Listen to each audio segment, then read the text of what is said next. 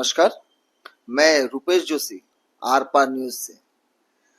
हम आपको बता दें कि राजनीति में कुछ ऐसे बिरले लोग होते हैं जिन लोग किसी भी गॉडफादर के बगैर राजनीति में वह मुकाम हासिल कर लेते हैं, वो भी सिर्फ अपने काम के दम पे, अपने किए गए विकास कार्य के दम पे।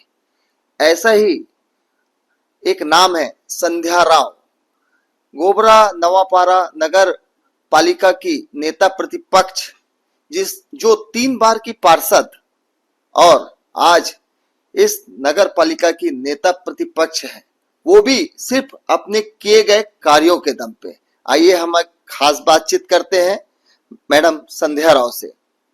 नमस्ते मैम, आप ये बताइए, आप राजनीति को ही आपने कैसे चुना, या अपने जीवन में आप और कुछ कार्य करना चाहती थी? ऐसा नहीं है कि मैंने राजनीति को चुना करके, मेरी जो अपना व्यवहार है कि लोगों के प्रति मेरे को सेवा की जो भावना है, लोगों के प्रति मेरा अपनापन का जो भावना है, उनको प्यार करने की जो तरीके हैं, मैं लोगों से जुड़ते गई और लोग ही एक दिन ऐसा हुआ कि मुझे इस राजनीति में मुझे आमंत्रित किए, मेरे नेतृत्व करने का अवसर दिए। आप 3 बार की पार्षद हैं, जी, नेता प्रतिपक्ष भी रही आपने, हूँ अभी। अब आप अभी हो। जी, आप इस डेढ़ दशक के कार्यकाल में आपने कौन कौन से विकास कार्य किए? देखिए, विकास कार्यों में तो कोई कमी नहीं रहा है। जो की समस्याएं रही हैं, उन सारी समस्याओं को मैंने खत्म करने का पूरा प्रयास किया है। जैसे रोड हो गया, नाली हो गया, सड़क हो गया, ये सारी चीजें तो हमेशा ये मूलभूत आवश्यकताएं हैं लोगों की। इसके अतिरिक्त मैंने लोगों की जो समस्याएं थी कि यहाँ मेरे वार्ड में शादी मरनी ऐसे कार्यक्रमों के लिए एक भवन नहीं था, तो मैंने पब्लिक के लिए यहाँ पे भवन का निर्माण करवाया। दूसरी बात है कि यहाँ से अस्पताल कम से कम 2-3 किलोमीटर दूर है, जो सरकारी अस्पताल है यहाँ से। तो जो मेरे वार्ड के बुजुर्ग लोग हैं, वो बीपी, शुगर, ये सारी चीजों का इलाज कराने के लिए उतने दूर जाने में उनको बहुत परेशानी होता था। तो एक जो हमर क्लिनिक योजना कांग्रेस सरकार के द्वारा लाई गई थी, वो सिर्फ 2 ही क्लिनिक यहाँ नया पारा में दिया गया था, जिसे मैंने प्राथमिकता देते हुए अपने वार्ड में अध्यक्ष महोदय से निवेदन और विधायक महोदय से निवेदन कर अपने वार्ड में उस क्लिनिक का ओपनिंग करवाया। और आज लोग आजू बाजू गांव से, आजू बाजू के वार्डों से भी उस क्लिनिक में अपनी जो स्वास्थ्य संबंधी समस्याएं लेकर जाते हैं और उसकी सुविधाओं का लाभ उठाते हैं। संध्या जी, आप हमें बताइए कि जनता के कामों और राजनीति में जो आप कार्य कर रही हैं, इसके बीच आप अपने परिवार को कैसे समय दे पाती हैं? मैं आपसे यही कहना चाहूंगी कि मैं मेरे वार्ड को और जनता को मैं अपना परिवार मान के चलती हूँ। उनकी सेवा ही मेरा पहला धर्म है। किसी भी गरीब के लिए मैं काम आ सकूं, ये मेरा पहला धर्म है। और दूसरी बात रह गया है जो परिवार है, मैं एक पत्नी का भी फर्ज निभाती हूँ, एक माँ का भी फर्ज निभाती हूँ। और खाना बनाऊंगी तभी मेरे पति खाना खाते हैं, बिना खाना खिलाए मैं अपने पति को घर से नहीं निकलती। और पूजा पाठ मेरे पति करते हैं और बच्चों को स्कूल मैं भेजती हूँ, पूरा घर मैं चलाती हूँ, पूरा मेंटेनेंस मैं देखती हूँ।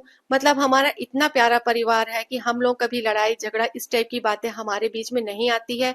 और मेरे वार्ड की जनता दिन भर घर में आके 8 लोग 10 लोग मेरे साथ रहते हैं, उसमें भी मेरे पति के द्वारा कोई हस्तक्षेप नहीं किया जाता है कि ये क्यों रहते हैं करके। और अब मैं ये भी बताना चाहूंगी कि मैं इस समय का चुनाव नहीं लड़ना चाहती थी। मेरे वार्ड वालों का मांग था कि मैं चुनाव लड़ूं, मेरे घर में आके मेरे को बार बार बोले, मेरे पति को बोले, तो भी मैं रो डाली थी कि मैं चुनाव नहीं लड़ना चाहती थी। मैं अपने छोटे से बच्चे के साथ अपना 5 साल का जीवन व्यापन करना चाहती थी, क्योंकि वो छोटा है, उसको मैं समय देना चाहती थी।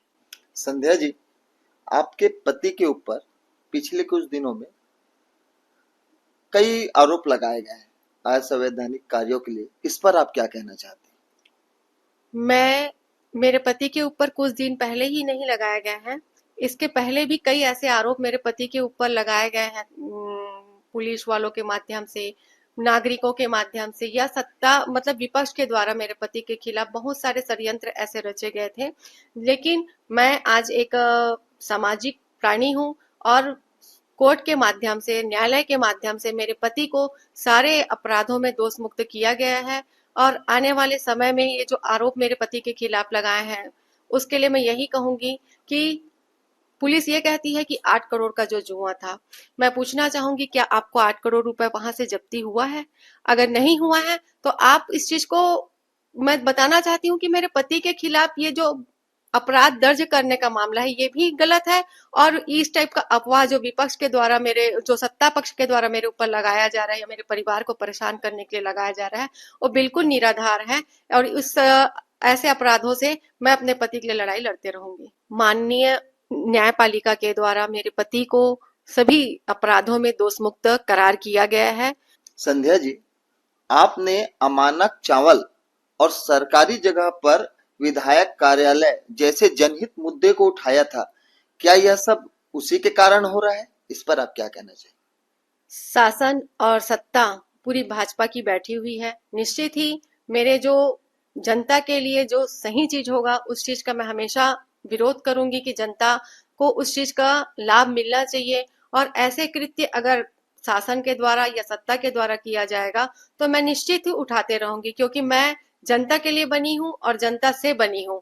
और रही बात कि ऐसे कार्यों के लिए ये जो अभी मेरे परिवार के साथ इन लोग कर रहे हैं कि मेरे परिवार को आड़ बना रहे हैं, क्योंकि ये जनता अच्छे से जानती है कि संध्या राणा आज तक किसी से 1 रुपया कमीशन ली है, ना लेती है, ना नगर पालिका में मैं ठेकेदारी का कोई कार्य करती हूँ। हमेशा मैं से जनता की सेवा करते आई हूँ और आते रहूंगी। आज मेरे परिवार के साथ ये जो घटना घट रहे हैं, इन लोग ये चाहते हैं कि ऐसा करने से मैं चुप हो जाऊंगी या मैं दब जाऊंगी करके, तो मैं नहीं दबने वाली हूँ। जो न्याय की बात रहेगी, जो जनता के हित की बात रहेगी, उसको मैं बिल्कुल निश्चित उठाते रहूंगी। आज 25 साल हो गए हैं मेरे पति के साथ मेरी शादी हुए।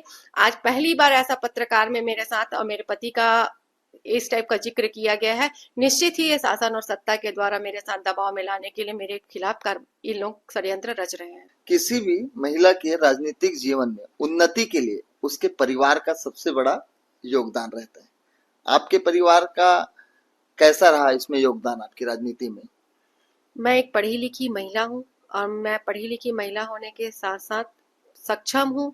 और मुझे मेरे परिवार में सबसे ज्यादा मेरे पति ने प्रोत्साहित किया है, आगे बढ़ाया है। और उनका ये कहना है कि तू सक्षम है और जनता की सेवा करने के लिए हमेशा आगे रहना। वो किसी भी माध्यम से राजनीति में मेरे साथ नहीं रहते हैं। संध्या जी, आपके पति के ऊपर पूर्व में कुछ गंभीर आरोप लगे हैं अनैतिक कार्यों के लिए, उस पर आप क्या कहना चाहती? वो जो आरोप लगे हैं मेरे पति के खिलाफ बिल्कुल निराधार हैं। और ऐसे ही पुलिस के माध्यम से 48 केस मेरे पति के खिलाफ पहले भी दर्ज हो चुके थे, जिसमें मेरे लड़ाई लड़ी है और 48 केस में मेरे पति को बाइज्जत बरी करवाया है। सक्षम न्यायालय के द्वारा पूरे दोष में मुक्त है मेरे पति। संध्या जी, आप हमारे चैनल के माध्यम से क्या संदेश देना चाहेंगे? मैं आपके चैनल के माध्यम से यही संदेश देना चाहती हूँ कि एक महिला हूँ और मेरा जो बेटा है वो पढ़ा लिखा लड़का है, उसके खिलाफ कोई आपराधिक रिकॉर्ड नहीं है और वो बहुत मेहनती लड़का है।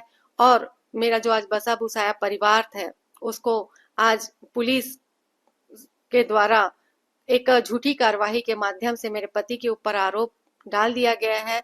और आने वाले समय में मेरे बच्चे को भी देख रहे हैं कि उसके खिलाफ भी डाला जाएगा करके। तो मैं आप सबसे और यही निवेदन करना चाहती हूँ कि ऐसा कृत्य ना करें जिससे मेरा परिवार बिखर जाए और मैं अपने बच्चे को खो दूं।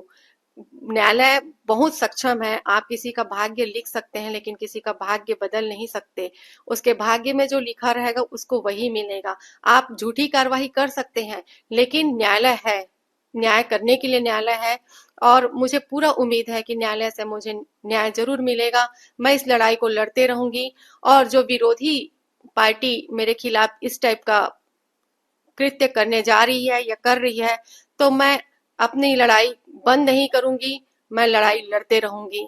देखती हूँ क्या छत्तीसगढ़ शासन, क्या पुलिस प्रशासन मेरे परिवार को खत्म करने के फिराक में है। अगर अपराध करना चाहती है, अपराध को रोकना चाहती है तो रोके ना अपराध। जो दिख रहा है, जो पुलिस को गाली बक रहा है, ऐसे लोगों को अंदर करे जो सामाजिक जीवन की ओर अपना कदम आगे बढ़ा रहे हैं। आज मैं राजनीति में हूँ तो मैं, मेरे पति के द्वारा बहुत से ऐसे सुधार आए हैं उनके जीवन में कि नगर अभी नयापारा थाना में कोई उनका प्रकरण नहीं है। वो भी एक सामाजिक जीवन जीना चाहते हैं। उनको पूर्ण अवसर देना चाहिए पुलिस प्रशासन को कि झूठा अपराध ना करे, झूठा अपराध में उनको अंदर ना करे, क्योंकि उनके भी 2 बच्चे हैं। बच्चा पढ़ा लिखा है, इन मैकेनिकल इंजीनियरिंग कर रहा है, आज उसकी भी नई जिंदगी शुरू होने को है। तो मेरा निवेदन यही रहेगा कि इस टाइप का झूठा अपराध मेरे परिवार के खिलाफ दर्ज ना करें और हमें भी एक सामाजिक जीवन जीने का पूर्ण अवसर दें। आपने देखा हमारे साथ थी संध्या राव गोबरा नवापारा से। आपने देखा उन्होंने अपने राजनीतिक पारिवारिक सभी चीजों को हमारे साथ शेयर किया। मैं उनका धन्यवाद देना चाहता हूं कि उन्होंने हमारे चैनल के माध्यम से अपनी जो दिल की बात थी वो लोगों के सामने रखी। धन्यवाद।